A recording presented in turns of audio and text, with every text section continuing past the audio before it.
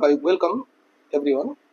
আমরা আগের ভিডিওতে আলোচনা করলাম যে কি করে হোমিওপ্যাথিক মেডিসিন কি করে তৈরি করা হয়, কি করে হোমিওপ্যাথিক মেডিসিনটা ন্যানো পার্টিকেলে কনভার্ট হয়ে যায়, এবং এই ন্যানো পার্টিকেলগুলো কি করে আমরা ট্রেস করতে পারি ইলেকট্রন মাইক্রোস্কোপের মাধ্যমে।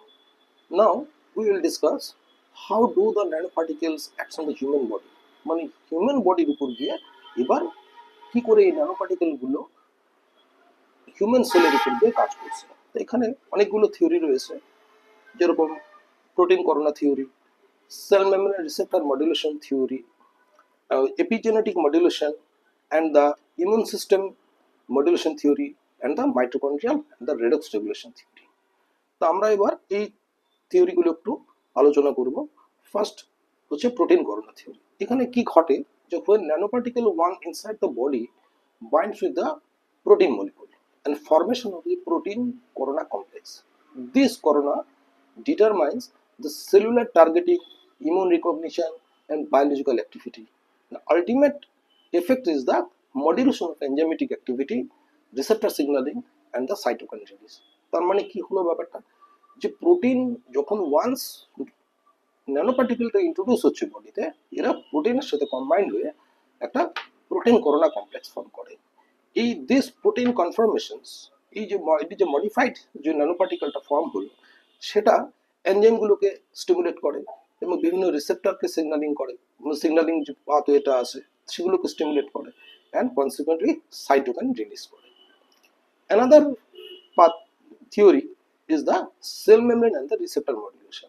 এখানে কি হয়, যে nano particle can interact with the different receptors like lipid traps, G protein couple receptors, toll like receptor. এই রিসেপ্টরগুলো কিন্তু রয়ে গেছে সেল মেমব্রেনের মধ্যে, এবং এটার সাথে কম্বাইন্ড হয়ে এই রিসেপ্টর সাইটগুলোকে অ্যাক্টিভেট করে।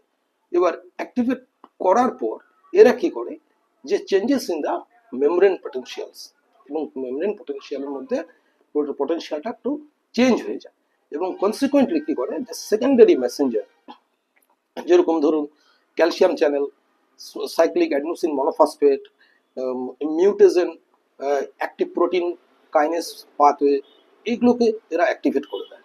এবার এই যে যখন এই সেল মেমব্রেনের উপর রিসেপ্টরগুলো যখন অ্যাক্টিভেট হয়ে গেল, তখন কি হয়, this signal from cell surface to nucleus leading to changes in the gene expressions, cell growth, differentiation, inflammation, and apoptosis.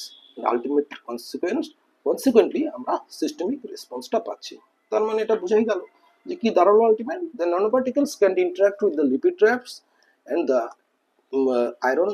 ion channels, G protein coupled receptors, and toll-like receptors, and changes in the membrane potential leads to secondary messenger activation like calcium channel, CMP, MAPK pathway, and consequently the systemic response.